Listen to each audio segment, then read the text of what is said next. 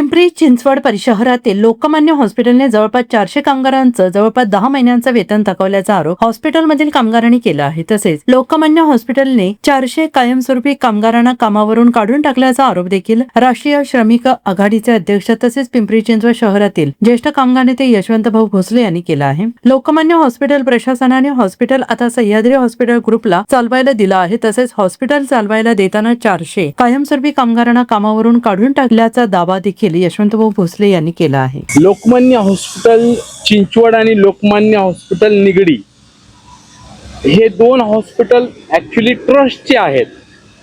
विजी वैद्य sir याचे chairman आणि envy वैद्य हे डायरेक्टर, प्रमुख डायरेक्टर। जवळपास 40 वर्ष जुनी हॉस्पिटल्स आहेत आणि सुरुवातीपासूनचे हे परमनंट कर्मचारी या ठिकाणी जवळपास एकूण कर्मचारी दोन्ही हॉस्पिटलचे 500च्या घरात आहेत।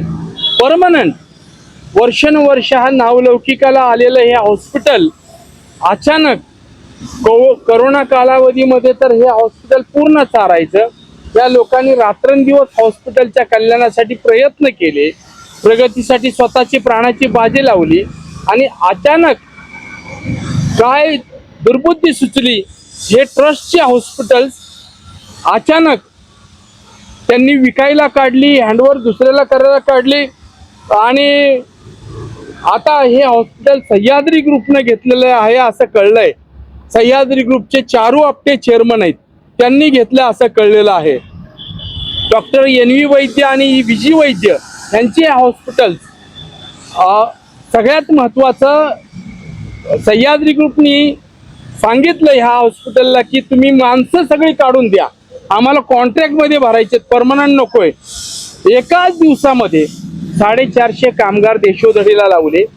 केलेल्या 10 महिन्याचं काम केलं, त्या 10 महिन्याचा पगार दिला नाही, कोविडच्या काळातला पगार दिला नाही।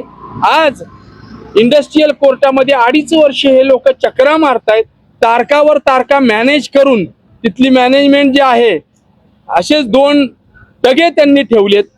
एक मॅनेजमेंटनी जे फक्त तिथं मॅनेज करतात, वरती तारका घेणे वकिलांमार्फत सगळं, आणि ह्या कामगारांना देशोधडीला लावलंय।